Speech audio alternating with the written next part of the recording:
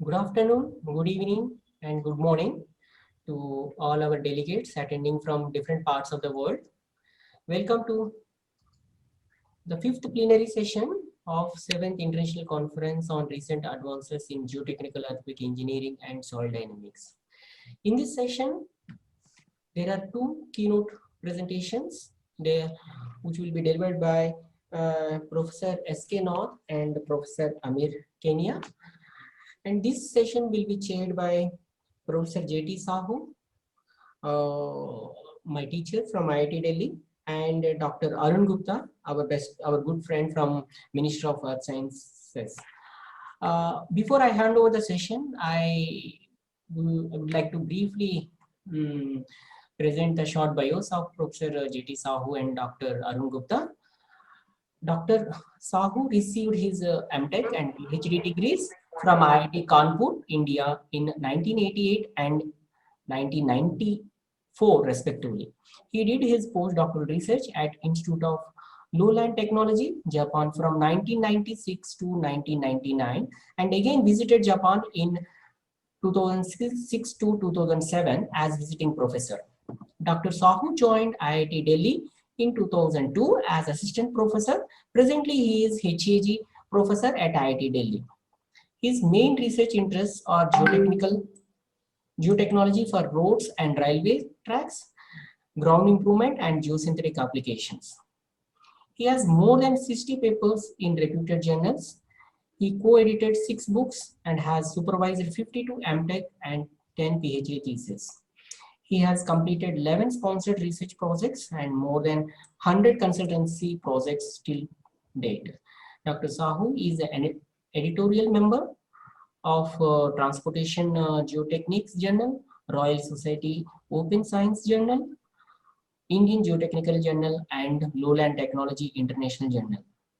He was chairman of IGS Delhi chapter from 2015 to 2017, and he is a honorary secretary of the Indian Geotechnical Society since 2007. Our co-chair, Dr. Arun Gupta, is presently working as Scientist E in the Ministry of Earth Sciences, New Delhi. Prior to joining the ministry, Dr. Gupta worked at Wadia Institute of Himalayan Research, Himalayan Geology, Dehradun, and Institute of Seismological Research, Gandhinagar. He was actively involved in the setting up of Gujarat's seismic network and multi-parametric geophysical observatories in Kutch region.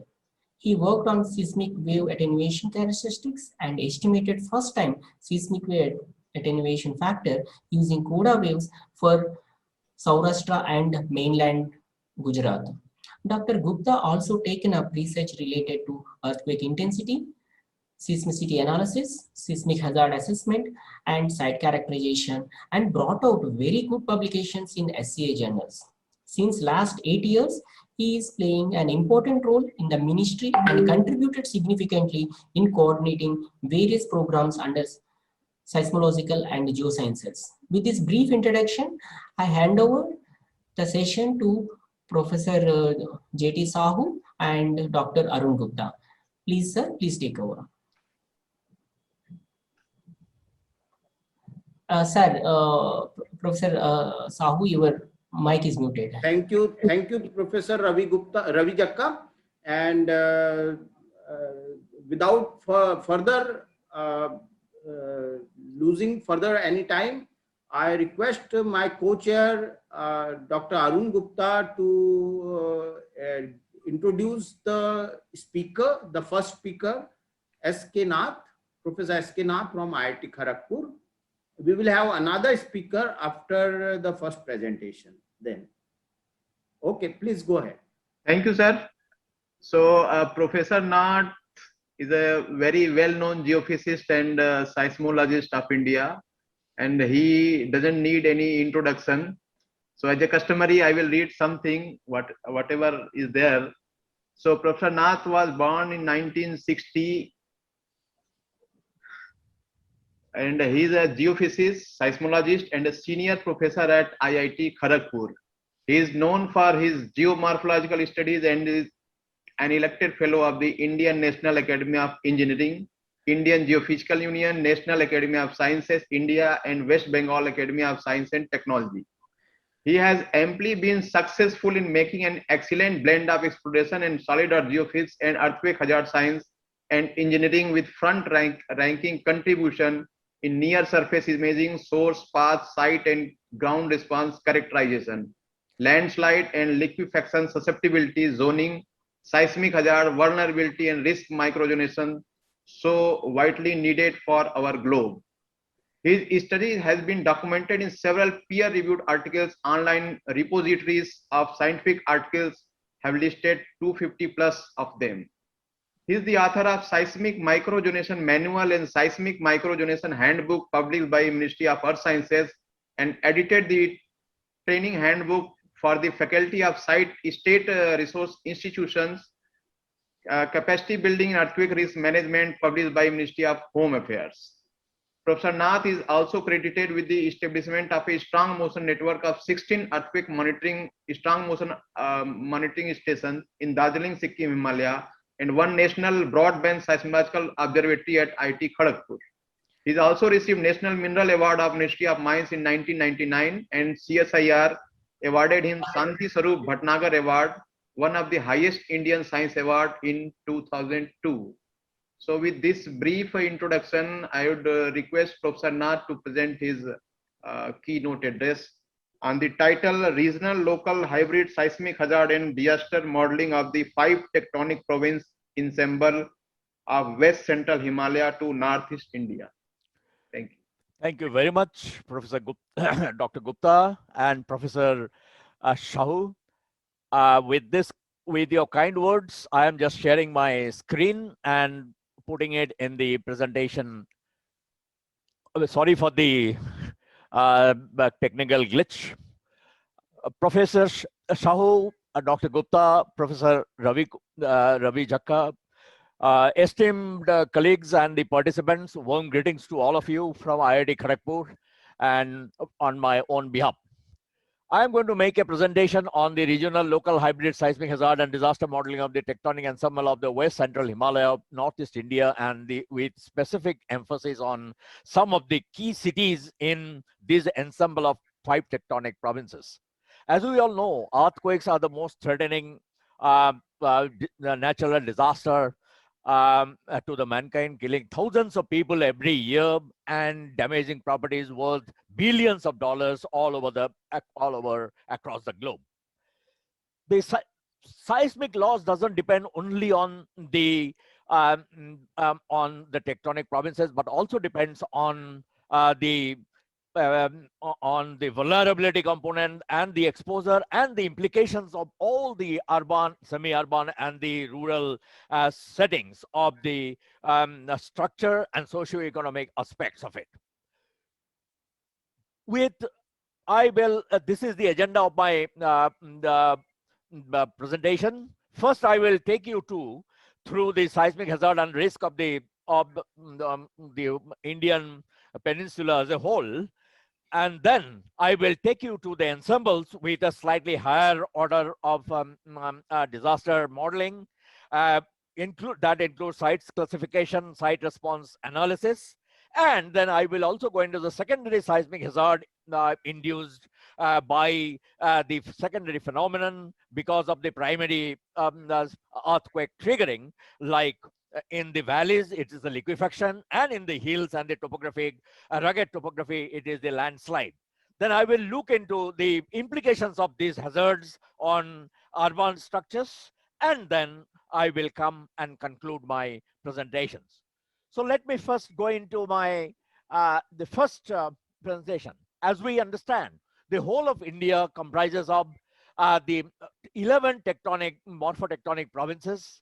The Bengal Basin, which is sitting here, which is visited by 1885 Jamuna earthquake, and with having an ensemble of the Eocene Hinjol and the intersection with the Jamuna fault, and it has an MCF about 6.8 plus minus 0.4. Then we go into Indo-Gangetic Four Deep region, which has been crisscrossed by several tectonic patterns like the Patna fault, the Iravathi fault, and also it is in the very close proximity of the Himalayan, central Himalayan the segment, and which takes into account the entire 2,500-kilometer long Himalayan belt, which is the neotectonic and the active tectonic part of the Indian peninsula, which is under constant threat and is producing earthquakes of the order of more than 6 to at the as high as 8.3 that has been rocked by 1934 Bihar Nepal earthquake. So Indo-Gangetic Fort region has an MC of about 7.7 plus minus 0.4. Then we go into Central Indian Peninsula Shield that was visited by Jabalpur earthquake in 1997, which has an MC of 7.3 plus minus 4. Kutch region, which was visited by 2001 Bhuj earthquake of that has devastated the entire the Kutch region and the Gujarat. All the cities, whether the Bhuj, the Jamnagar, the Ahmedabad, all of them were rocked by this earthquake, and it has the MC of the order of 7.3 plus minus the 0.4. Koyana region, which was triggered 1967, the reservoir triggered Koyana earthquake, which has a magnitude 7.2 as the MC. With this Western Ghat mobile belt, it has an MC of 6.4, 6.0. The Eastern Ghat mobile belt has 6.4, and Kashmir earthquake, which was rocked by the Muzaffarabad earthquake in 2005, we call it Muzaffarabad Pakistan earthquake, then it has an MC of the order of the 8.6 plus minus 0.3. West Central Himalaya, which was visited by the Uttarkashi, the Chamoli, and also the most infamous the Kangra earthquake, and this has a MCO of the order of 7.8. Darjeeling Sikkim Himalaya, which is where I have been working for the last 25 years as of now, has an MC of 8.1. And Northeast India, which is divided into 4 ensembles of the Mishmi block, which has an MC of the order of the Mishmi block has an MC of 8.7, which was visited by 1950 Assam earthquake. The Shillong seismic zone, which was visited by 1897 the Shillong earthquake of 8.1, and Eastern boundary zone has an MC of 8.2, and Shillong zone has an MC of 8.7, and Eastern boundary zone, which has an MC of the order of of 8.2. So with this situation, we have divided the entire India into 11 tectonic provinces, which is what is the seismogenic provinces that has been considered in this study. And if you look at this diagram, we have the hugely clustered network of the active neotectonic faults, and earthquake catalog, the declustered earthquake catalog of 1900 to 2018, which has been used here, which comprises of about 58,366 main shock events. So you need, for this kind of study, you need for the protocol, we need the database of seismotectonic model, logic tree framework, and an output. And this needs an earthquake. The seismotectonic model needs an earthquake catalog, tectonic faults and lineaments. The size has a conservative seismicity and the ground motion prediction equations with that.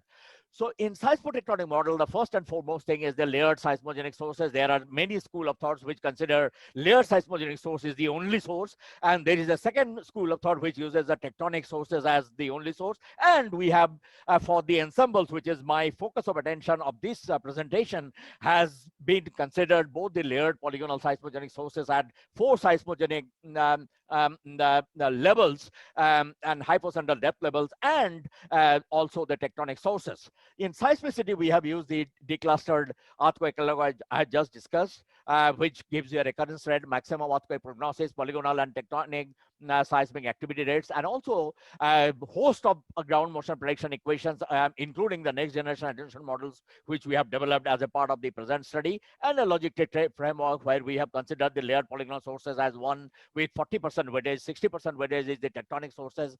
Then we have a the threshold magnitude of 3.5, 4.5, and 5.5 for this particular earthquake catalog. So each has a three basically complete magnitude out here, and then we go into seismicity model with plus minus 0.32 of delta max, and in all the three, and then the sources which is defined here, and then the tectonic provinces, and the ground motion prediction equations which are being taken into consideration, and the final output is the PSH at the engineering bedrock.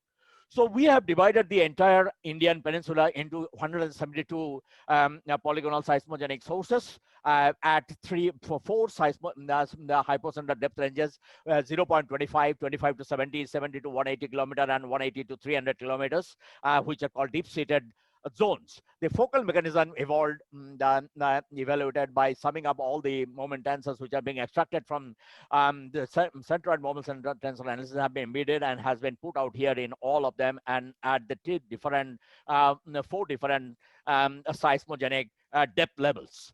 So this, with this, I go into giving you a glimpse of what exactly is the seismicity parameters which are being used by using a Gutenberg-Richter relationship, and then modified by using a Gutenberg-Richter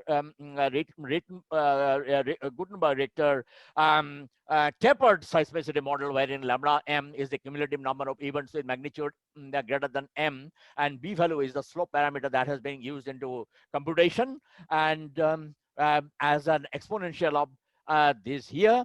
And I have shown some seismicity. I'm not elaborating all of them because the time will not be that much to elaborate each and every one, just by showing you the glimpse of some seismicity analysis and some of the seismogenic provinces.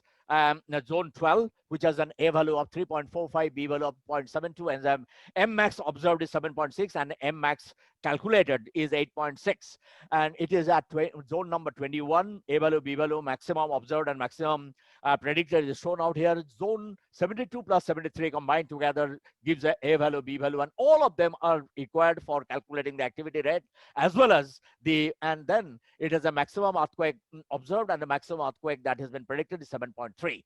This is for zone 63, this is for zone 28 plus 30, and this is for zone 25. So this has been done for all the 172 polygonal seismogenic sources, and a bookkeeping has been done, and these are being stored in the cloud as a storage clusters.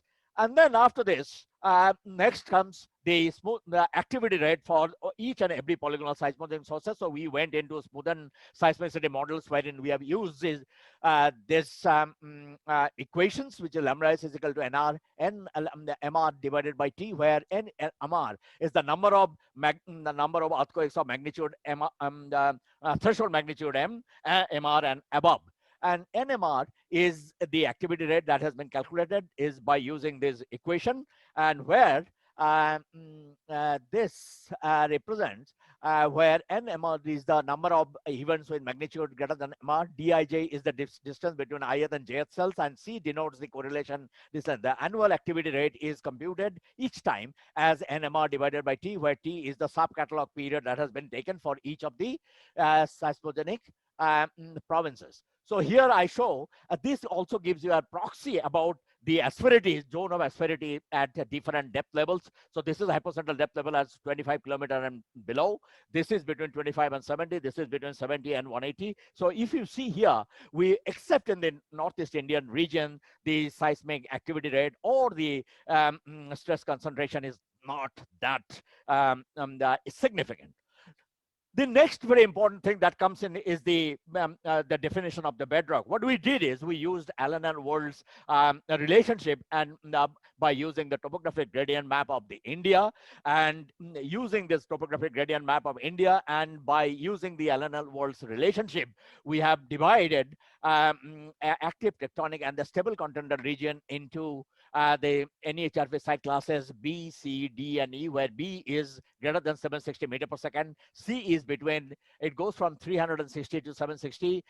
D varies between 180 to 360, and E is less than 180 meter per second. So BC, the boundary between BC is the engineering bedrock that has been considered. And if we see and plot the whole of it for the India, we can see that the most of the Indian peninsula is pertaining to the site class between B and C. So therefore, we have considered BC as the engineering bedrock to which the probabilistic seismic hazard of the whole of Indian peninsula pertains to. Then comes then comes the ground motion prediction equations. We have used two next generation attenuation models of Buru and Atkinson as the classical model, and the second one by Campbell and Bojognia. And using this for all the ensembles, we have developed about 120 ground motion prediction equations. These are spectral ground motion prediction equations for each and every time period. Apart from this, we have also taken the ground motion prediction equations which have been published by Sharma et al., Parvez et al., and others, and also the regional as well as the global the ground motion prediction equations have been taken depending upon what is the whether it is for the active or the passive belt. So with this, we select the ground motion prediction equations. Then we take a computational protocol for probabilistic seismic hazard of the Indian Peninsula, which has been published by Cornell 1968 and Estawa 1956. And with this, and this is the equation which gives the probability of exceedance of a value small a above a with the activation rate lambda I, with p as the probability of a exceeding a where for a given magnitude m at the source to site distance r, and with fm and fr and f sigma, these are the probability density functions pertaining to magnitude, the distance, and the and also the ground motion prediction equations that we are using.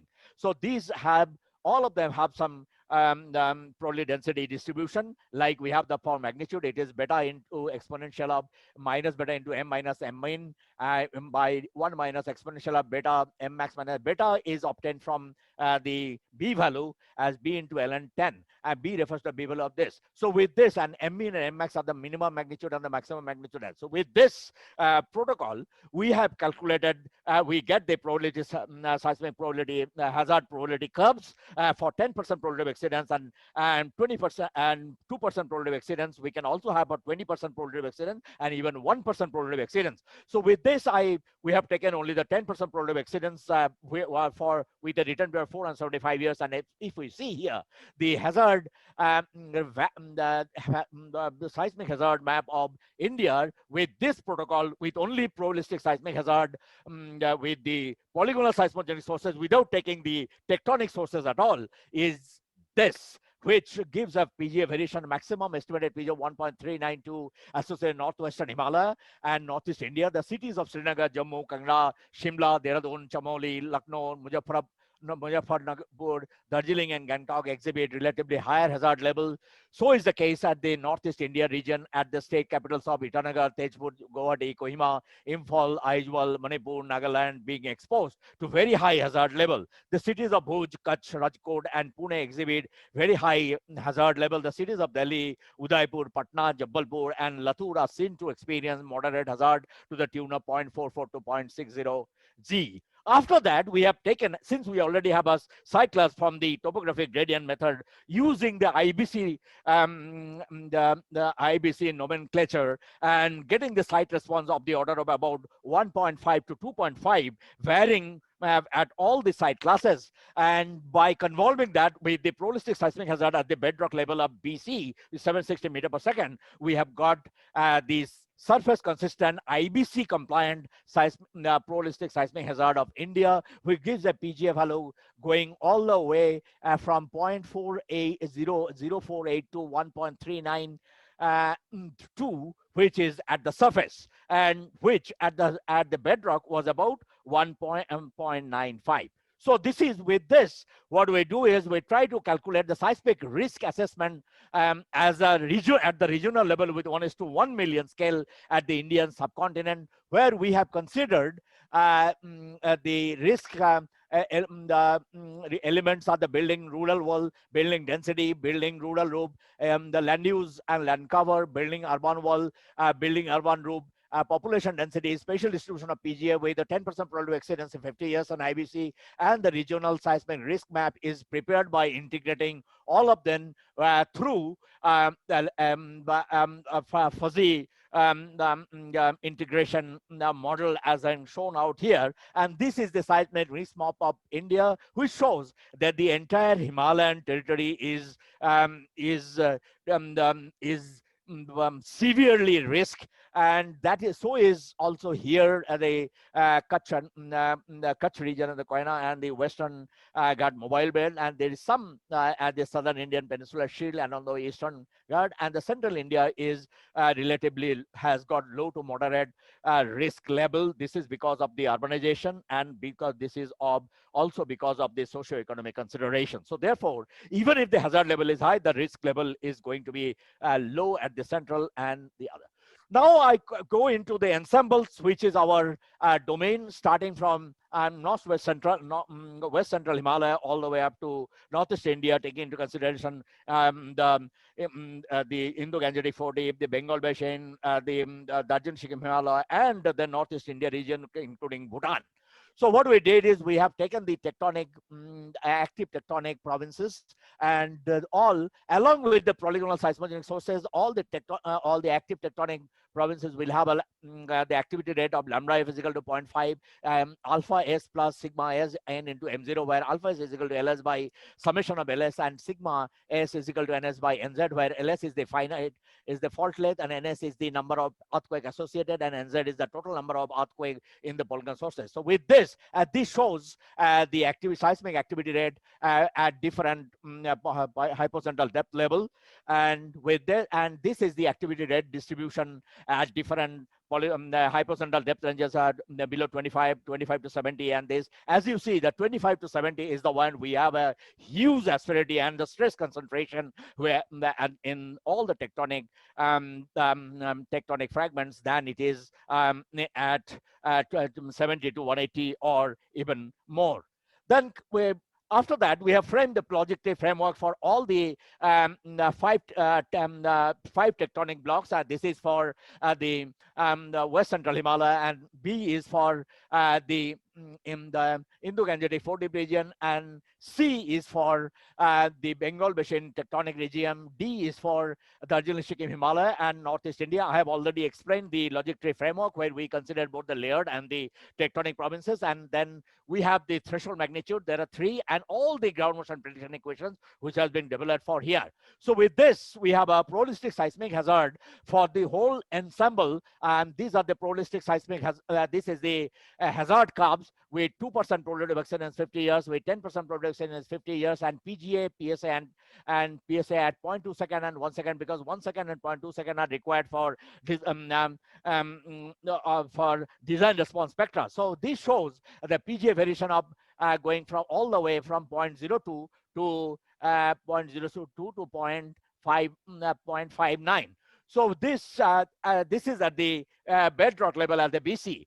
Now we come to I now go into, so we have got the hazard at the bedrock level. Now I will put it to the surface through probabilistic through site classification. And so what do we do in the regional site classification? Allen and Wald has considered only topography, but we have considered here geology, geomorphology, landform, and topography all together. And so we have basically the VS30 coming from geotechnical and geophysical data, and from earth science attributes like geology, geomorphology, slope, and landform, we get the GGM that we get the regional seismic velocity coming from here. So what do we consider? The entire territory we are divided into training and the testing. And so the training we have considered with the multi-polynomial regression, considering geology, geomorphology, slope, and landform, and we have come up with a fifth order. I'm sorry, I just skipped this. So these are the basically is the protocol for site classification. We have 3 protocols. One is the NEHRP, one is the UBC, and the other is the latest one is the sun classification. NEHRP has got A, B, C, D, E, and F, and in UBC also has similar.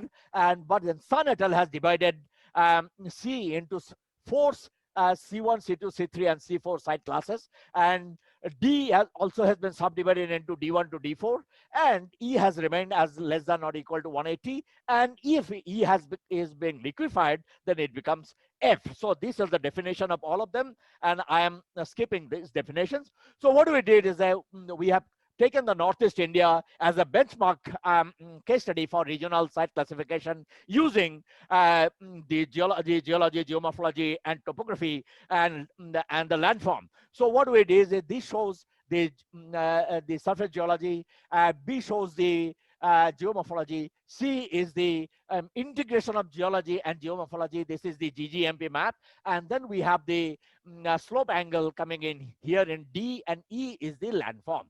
So what it is, we have evolved a fifth order polynomial considering all the five earth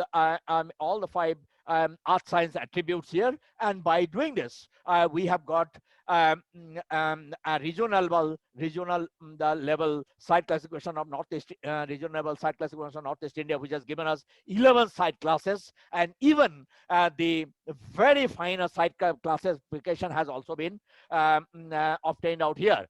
Once we correlated this with the regional, our regional, and the geotechnical, which is the in situ, we have seen that they are within the the 1:1 with plus minus 1 standard deviation here. And but if it is compared with geotechnical with the topography, it is underestimated. And if we have gone for regional residual plot between the geotechnical and the regional, this is almost coming to the center line. But the topography and the base and the geotechnical has become negative. So therefore it shows that it has been underestimated out here. With this, and these are our in situ the in situ data points where we have done the HBSR the survey location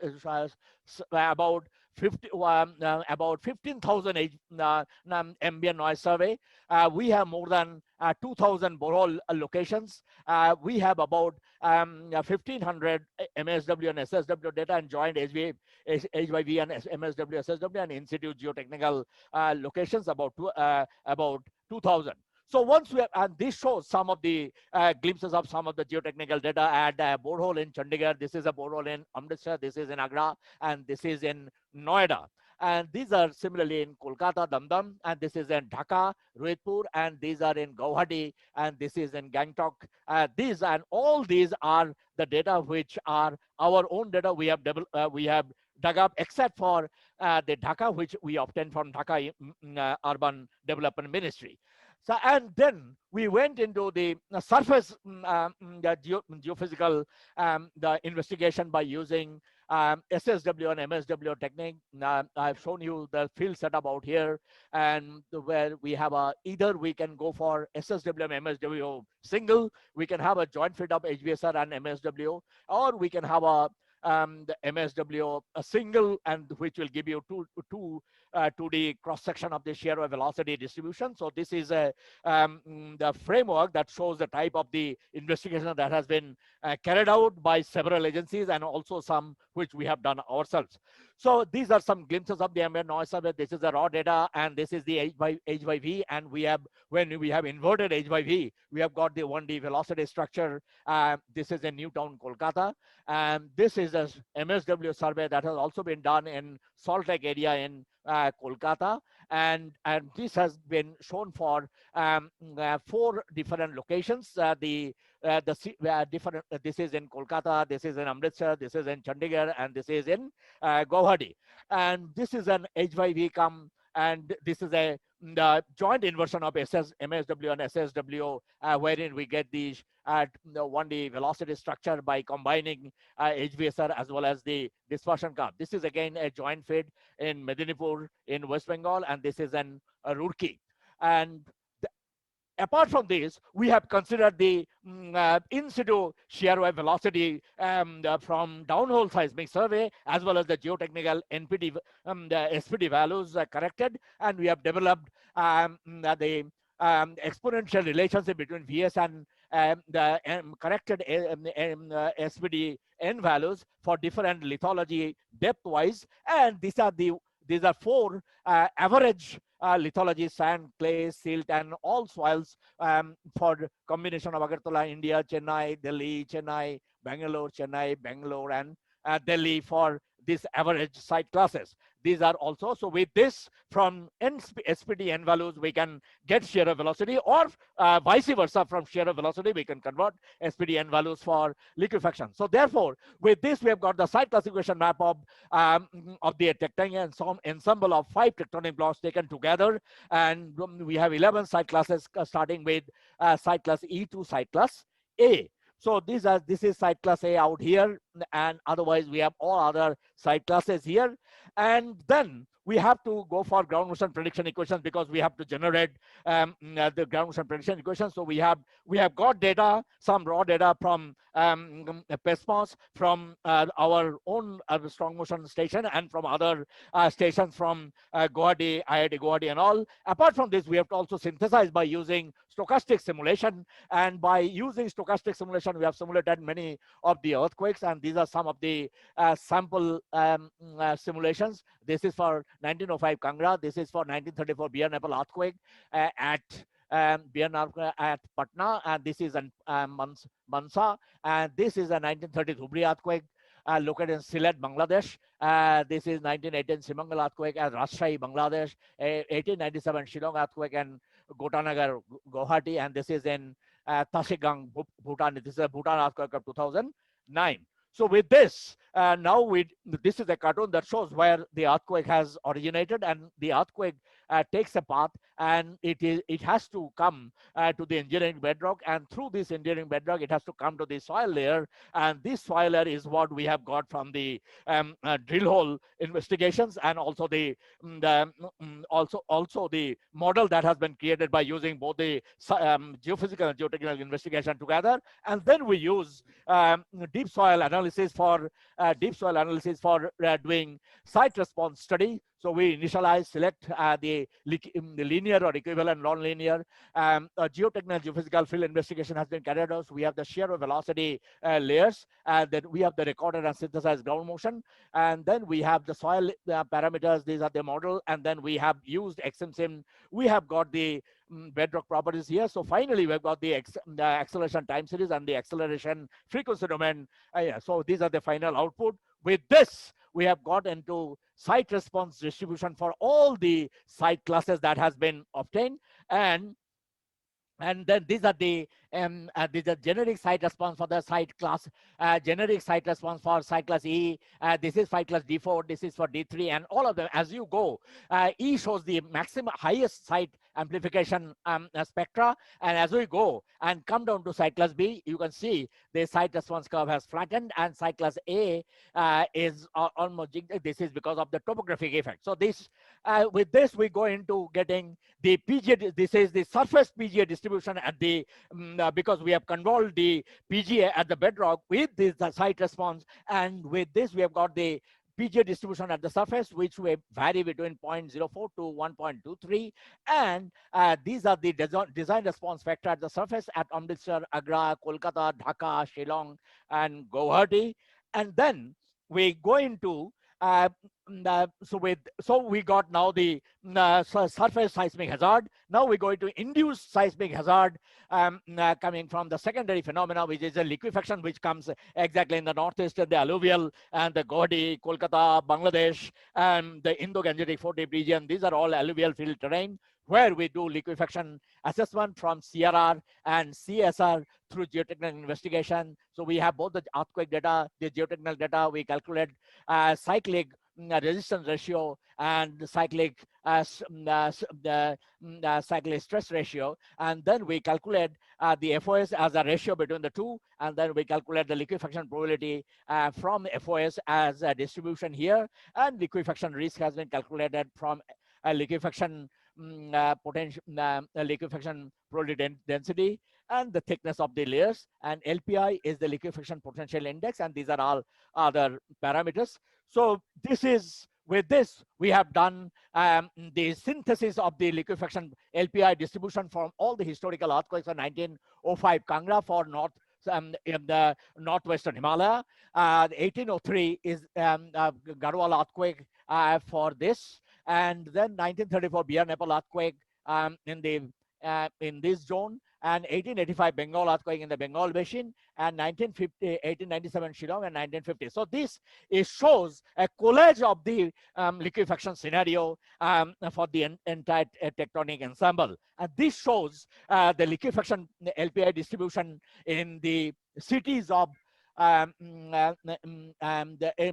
categorized as low, moderate, high, and severe in the city of this is in the city of A is in Amritsar, this is in Kolkata, this is in Shillong, and then this is in Dhaka. So this are and the same cities when we go into bringing in the deterministic liquefaction potential at the surface, liquefaction potential by using the surface consistent probabilistic seismic hazard, this shows a severe liquefaction potential distribution here for Amritsar, Kolkata, Kolkata, Dhaka, and in Guwahati.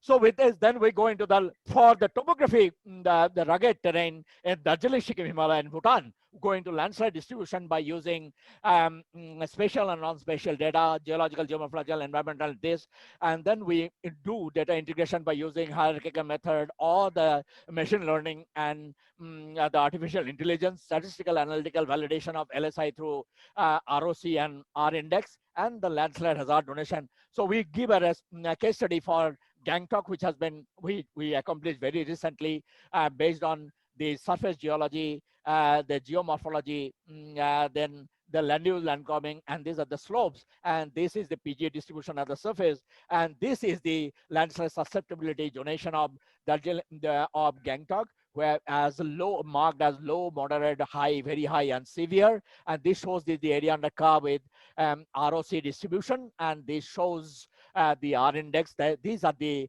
error curve. This is also an stepwise error curve. This is how we define the error function. And so high susceptibility, and the classification is shown. Severe is way between 0.8 to 1, and very high is between 0.6 to 0.8 and 0.4 to this. And with this, now we come into, and we did the slope stability analysis by using the GeoFlow slope software on the QuakeW and slope. And with this, we have got the FOS distribution here, and this shows the unit circle and the extent of the circle from where they actually the earthquake, the landslide is triggered. And the static model has shown 1.28, but the dynamic model has shown 0.26. So with this, I now go into the implication of seismic hazard. I hope I still have a little bit time. So 5 minutes. Yes, I am now in the last slide. So therefore, a last part of the, so with for implication of this, I have considered the Selena, which is a GIS-based Selena software, which needs a probabilistic seismic hazard at the surface through deep soil and the ground. So we have the surface level seismic hazard, and then the vulnerability and fragility curves, and the capacity spectrum method, wherein we calculate the building damage in terms of non-slide, moderate, extensive, and complete.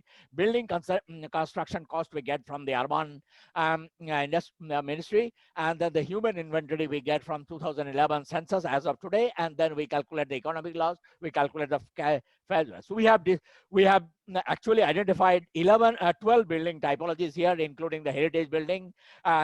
This shows the height of the buildings, and these are the different stories of the buildings which are being used here. So this is where this shows the uniform hazard curve for each and every city here, and this is the capacity this is the capacity curve. So the capacity curve intersects at the uniform hazard curve at a point, and at this point we get the spectral displacement, and once we take the spectral difference in the fragility curve, which has a complete, extensive, moderate, slight, and none stage of failure, this shows what is the extent of the damage. So this is called a capacity spectrum method, and these are the 5 state of failure we get: none, slight, moderate, extensive, and complete. And this is a fragility curve here. So this shows the capacity cost for all the 11 building types, excluding the heritage building here. And these are the fragility curves obtained for all the 11 buildings except the heritage building out here. So with this, we have got the deterministic structural damage scenario for Amritsar for all the 11 the 11 model building types. And this is at Agra, this is in Kolkata, this is in Dhaka, this is in Gangtok, and this is in Guwahati. So with this, you can see what exactly is the type of the hazard implications in terms of the damage distribution. And if we go into the human casualty ratio, in Amritsar at 2 a.m. in the dead night, the seismic, the casualty will be extremely high. And this will be at 10 a.m. it will be this, and at 5 p.m. it will be low. And here, this is in Agra, this is the Kolkata, Dhaka, and this is Gangtok, and in Guwahati. So we can, with this, we can see what exactly is the implication of the hazard. So I have given you, basically, therefore, I have given you so I have given you the total journey. We have taken a journey through the seismic hazard and risk of the Indian peninsula as a whole. Then we have taken the ensemble of the 5 tectonic blocks that takes from the northeast, northwest Himalaya all the way into northeastern India region. And India being considered as one of the most hazard-prone country in the globe, in the globe, and all these 5 tectonic ensembles have been also considered based on their type of the hazard distribution. So now we can, if we come to conclude from this discussion, seismic hazard analysis has emerged as an important issue in the high-risk urban centers across the globe, and is considered an integral part of earthquake-induced disaster mitigation process. And in practices, site conditions significantly include seismic hazard potential of a region, and therefore its characterization is of utmost importance in the quantification of site-specific surface-consistent seismic hazard of any earthquake-prone province anywhere in the globe. And the present study appraises the site characteristics vis-a-vis the site-specific seismic hazard potential of the ensemble of 5 tectonic provinces, West Central Himalaya to Northeast India, including Bhutan, Indo-Gangetic Fort-Dip region, Bengal Basin, Darjeeling Himalaya, based on an enriched surface geological, geomorphological topography, landform, and in situ downhole geotechnical geophysical data base of the region, with a new regional 5th-order nonlinear power law polynomial combining shear wave velocity with geology, geomorphology, landform, and topographic gradient as a set of new lithology-based depth-dependent SPDN value derived an in situ downhole seismic measurement yielded shear wave velocity. Deep soil based on linear soil structure interaction, earthquake induced liquefaction and landslide potential, and Selena Hajoos based historic maximum earthquake and surface level probabilistic seismic hazard triggered urban impact assessment on some capital spiritual commercial cities like Amritsar, Agra, Kolkata, Dhaka, Guwahati, and Gangtok belonging to these 5 tectonic provinces, which brings in a unique textbook like regional local hybrid seismic hazard disaster model for pre-disaster preparedness in the form of updated urban bylaws and post-disaster rescue, relief, and rehabilitation. At this juncture, I would like to acknowledge the contributions of the Ministry of Earth Sciences in the form of funding that has been given to us for the continuously for the last 25 years in the form of projects, and even for in authoring a seismic handbook, microzonation handbook, and the manual. And also this is an output we have got for the probabilistic seismic hazard for 40 cities that has been generated by us as a part of a mission MOES mission of the seismic microzonation of 40 cities. So with this, I come to the close of this, and I also acknowledge the support I got from my students, my colleagues from the Ministry of Earth Sciences, from MOE, from Jadavpur University, I.I.Sc, Shibpur, and all other places from where we have got this, and the Dhaka Urban Ministry, and the Dhaka Geological Survey of India, Ministry of Earth Sciences, IMD, and the Geological Survey of India, and also IIT Guwahati, and the and IIE, and also the Jorhat, the NEIST Jorad, I suppose it is called, and the Wadia Institute of Himalayan Geology, and all my colleagues who has helped us to come up with this results. And thank you very much, the 7th International Conference organizers, for giving me an opportunity to present my case house here and make a presentation in the form of a keynote address, and also publishing this in the keynote address volume. And I think this has become a benchmark case study for anybody who will be taking up this kind of study, starting from site classification all the way into disaster modeling. Thank you very much once again for giving me a platform for presenting my thought. Thank you very much. Thank you, S.K. Nathji. It was excellent presentation and a lot of work. Thank you, sir. Half of the India, I would say, is not easy. It takes really hard work. Thank you, sir. I appreciate your kind words. So I would have 2-3 questions. The first question is from my side itself. Yeah. Because I stay in Delhi, so you showed that the Delhi has the acceleration levels of 0.44 to 0.6 G. Yes, that's right. On the other hand, our codal provision and all our designs we are doing with the 0.24 G. Yes, I know that. So what are the implications of this, and what means, I don't know how to comply with these things now. Actually, if you now allow me to respond to you. If you look at the probabilistic, we have the seismic microzonation microzonation atlas of Delhi was also published in 2016, I remember, along with the Kolkata. And if you see there, Delhi is no more in most part of Delhi. The entire Delhi is not, of course. Here you will get the Delhi as a point. But once we have the microzone Delhi, part of the Delhi, the East Yamuna sector, and part of Delhi towards the West Central Himalayan part, those are no more in 0.24. That is, and 0.24 is basically the zone 4 of seismic zonation map of India of 2002. But those are, the microzonation has put Delhi into all the zones now. Some part of Delhi is in zone 2, some part of Delhi is in zone 3, some part of Delhi has also been shifted to zone 4.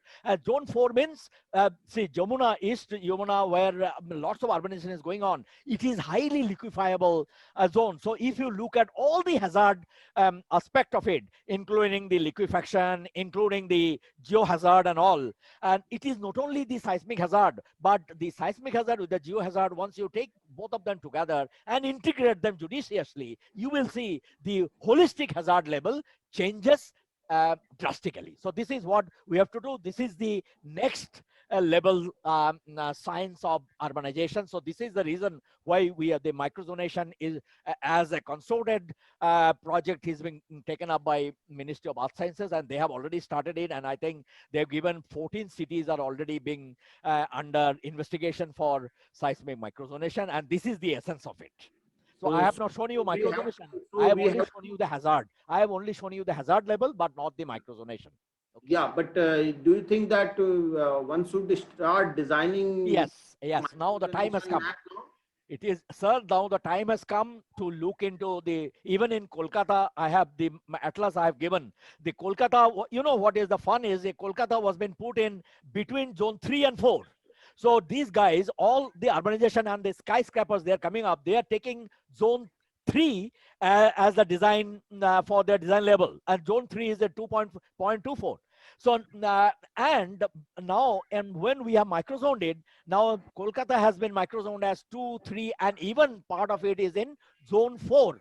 And this is the thing, and nobody wants to do this. And you will also be surprised to see that they are not doing any geotechnical investigation that has been required for all the high-rise buildings and the skyscrapers. They're using thumb rule, and they're using the old data and also using the design response spectra as has been given for 3. So this is the reason why microzonation has been taken on war footing now. And this is also the reason of putting the input in the smart city the urbanization process. Okay, thank you, Professor Nath. And I would. There are three questions, so I would request you to be brief in answering. Of course, I will. Yeah. So first question is by Sri Valsa. He's asking how reliable are below three methods. One is slope as a proxy for site amplification, Allen and Wald method. Second, applying site amplification factors for different site classes, VS30. And third is ground response analysis using geotechnical data and VS30. Yeah, you see, geotechnical investigation cannot be done all over.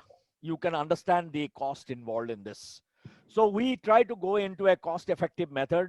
We go for surface geophysical method, then geotechnical investigations. Maybe the geotechnical investigation will be about 20 to 25% of the total investigation. The remaining, you can go with geophysical investigation. Even in geophysical investigation, everything cannot be done.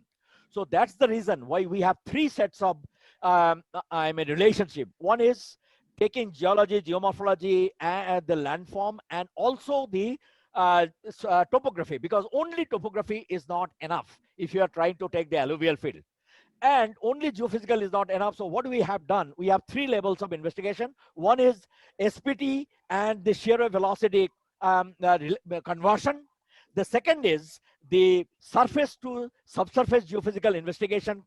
So you understand we have a surface geophysical method and the subsurface geophysical method, Borol. So we have a conversion there. We have subsurface to SPT.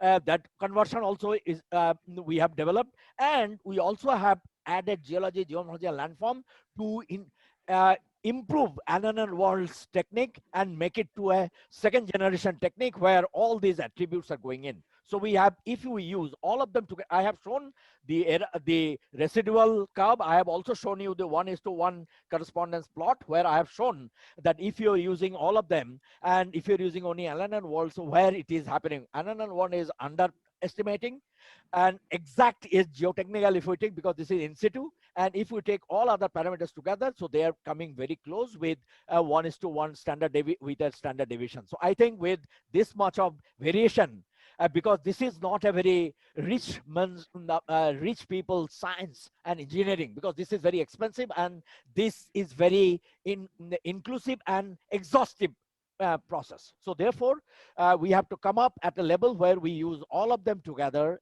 to reinforce the result of one with respect to the other. Thank you. And the next question is by Aniket Desai. He is asking, in central seismic gap, that is Garhwal Kumaon region, Yeah. the probability of large earthquake, that is MW greater than 8 in next 100 years is 0.52. Yeah. Possibly causing millions of deaths. What steps can be taken as prevention in terms of codal provisions? The codal provision will be as per the design response factor that comes up with either 10% probability of accidents or 2% probability of accidents. With 2% we cannot take, because that gives a return period of 2,475 years or 2,500 years.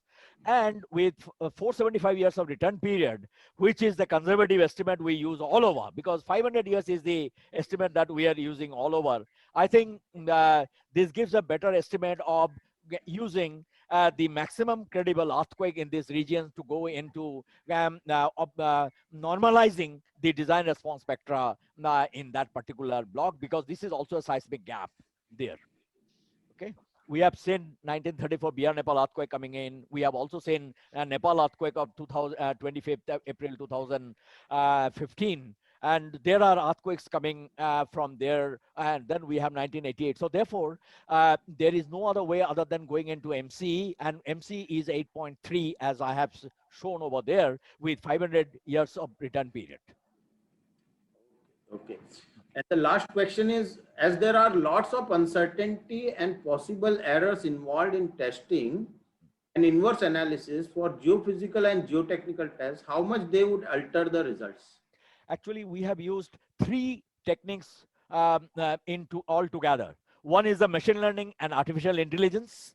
The one is a heuristic approach, the other is a fuzzy technique. So once we have taken these three techniques and then we correlated with respect to one another, we have seen the final integration of using the artificial intelligence and machine learning that gives with 95% confidence level, whereas the fuzzy and the fuzzy the technique gives you 87% confidence level, and the ROC is about 0.823.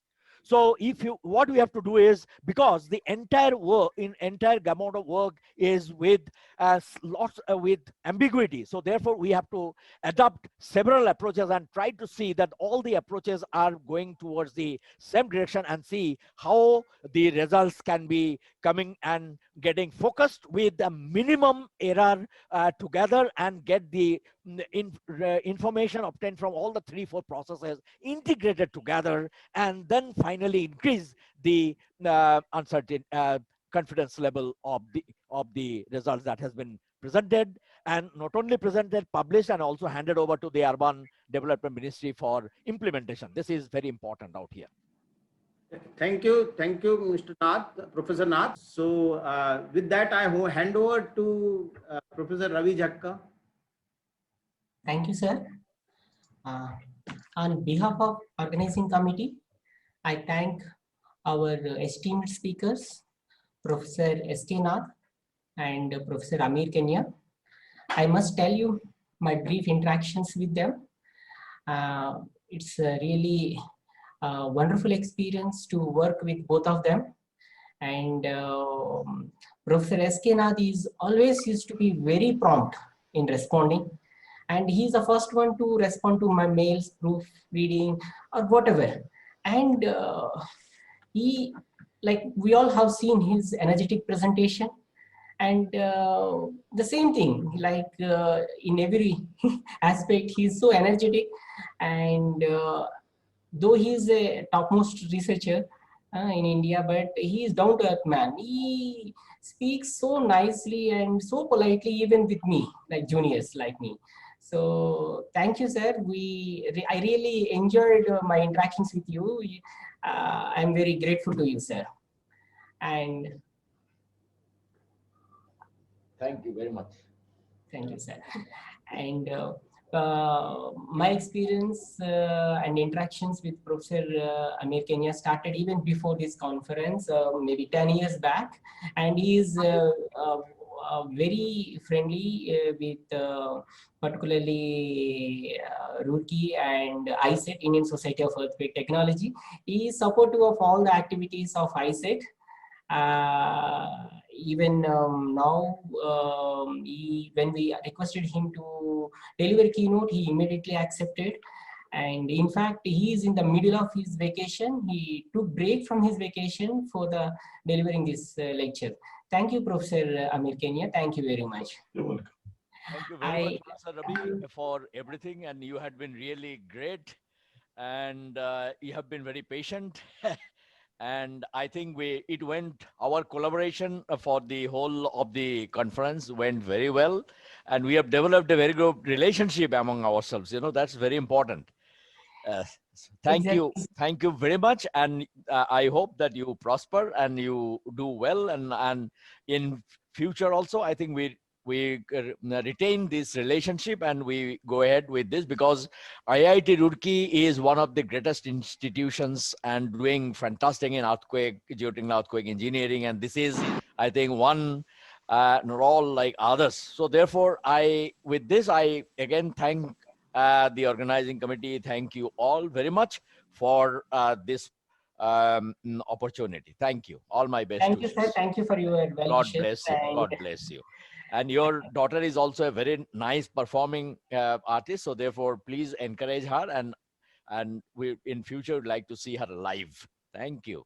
Thank you very much. God bless you, your family, everybody, and all my colleagues, Professor Shitaram, Professor Maheshwari, everybody, all the colleagues and all your team members. Thank you. God bless you all. Okay. Thank you, sir. Thank you very much. Because of all of your cooperation, and we members of organizing committee are able to do well this conference, sir. And we also very much thankful to our chair, Professor J.T. Sahu and Dr. Arun Gupta for kindly accepting our invitation and chairing this session. Thank you, one You are and all. welcome. You are welcome. Thank you. Thank you. And before we wind up this session, we have few announcements. One is regarding the exhibition hall. We request all our delegates to visit exhibition hall. There are a number of stalls and they are very informative, and they will tell you about latest happenings in the field of geotechnical earthquake engineering, and also provide you information about various societies and various other activities. Please, all of you, please do visit. And that exhibition hall responsibilities are taken care by our Dr. Parthasarathi. He is the vice chairman of this conference. He is here. Sir, would you like to add anything, Dr. Sarathi? Thank you, Raviji. I think there are many stalls.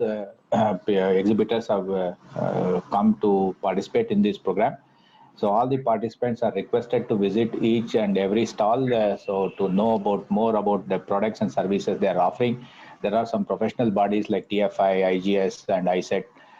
So you can download some brochures and get more information of the upcoming programs. There are some companies who manufacture drilling rigs from US, from India, and there are some companies who manufacture testing equipments, and there are companies who sell softwares. Particularly, you can get to know about the latest softwares that is available for the application geotechnical and civil engineering. So kindly I request all the participants to visit the exhibition stall and encourage the exhibitors so that they also feel overwhelmed with your participations. So with more of technical feast, even that is also part of our conference. So kindly I request that please visit the exhibitors stalls. Thank you. Thank you. Thank you, Dr. Parthasarathi. And I also request all our participants to visit networking launch, where you can interact one-to-one with experts live using video chat and text chat, and also visit our e-resource corner, where you can get all the information, the presentations shared by our speakers, and also the manuscripts and keynote papers. Everything are available through e-resource corner. With this, we are closing this session, and the next session will be starting at 4 p.m. onwards in parallel halls. You are all requested to join us at parallel halls. Thank you, one and all. Thank you. Thank you. Thank you. Bye. Thank you. Bye. Thank you. God bless. Okay. Bye. Take care. Okay.